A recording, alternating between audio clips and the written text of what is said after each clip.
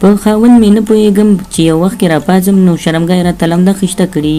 سلام ګران لیدونکو، هیله ده چې روغ جوړ او د صحت جامې مو پر تن وي. زه یو ځل بیا ستاسو په خدمت کې د یو نوي ویډیو سره حاضر یم. هیله ده چې د پام وړ مو وګرځېږي. تر هر څه دمخه باید یادونه وکړم که زموږ چینل مو نه وي سبسکرایب کړی نو زموږ چینل سبسکرایب کړئ او په خوا کې ورسره د ګونګي نشان ووهئ. مننه. د هغو خلکو لپاره دا ویډیو ده کوم چې په کوروالي کې ډېر زر انزال کیږي او خلاصیږي. کولی شئ په دغه طریقه په ډېر اسانۍ سره خپل ځان د انزال د وخت نه مخکې خلاصېدو نه مخکې ځان کنټرول کړئ او تاسو کولی شئ دغه طریقه استعمال کړئ. د ویډیو تر پایه سره اوسئ ترڅو په دې مطلب ښه ځان پوه کړئ. کولی شئ واسلین او د غاښو کریم استعمال کړئ. په دې باندې موږ مخکې هم څو ویډیوګانې جوړې کړې وې خو اکثره خلکو پکې غلطه استفاده کړې وه.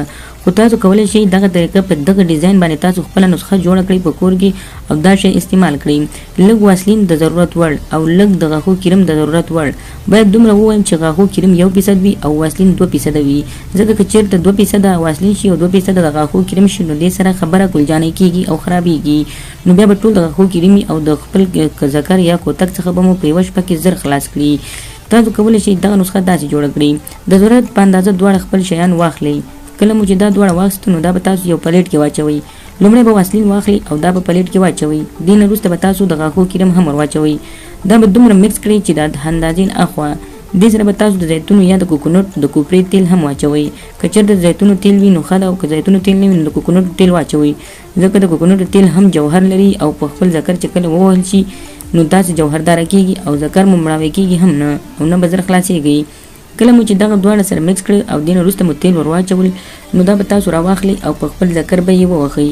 یعنې مطلب دا چې تاسو په خپل ذکر پرې غوړ کړئ. کله مو چې غوړ کړو د نیم ساعت لپاره به دغه تیل په خپل ذکر پرېږدئ. دغه وروسته به تاسو دغه کار وکړئ چې تاسو به ذکر پاک سوتره کړئ او په ګرمو اوبو سره به ومینځئ او بیا به یې ټوټه باندې دغه کړئ وچ کړئ. کله چې وچ شو نو تاسو به داسې احساس کوئ چې تاسو سره کوتک نه بلکې سم ډانګ دی. بیا نو تاسو د خیر کار ته شروع وکړئ. نو خدای دې وکړي ملګرو چې زموږ د ویډیو څخه غلط مطلب وانخلئ. زموږ ویډیو لایک کړئ، شیر کړئ او زموږ چینل هم سبسکرایب کړئ. مننه.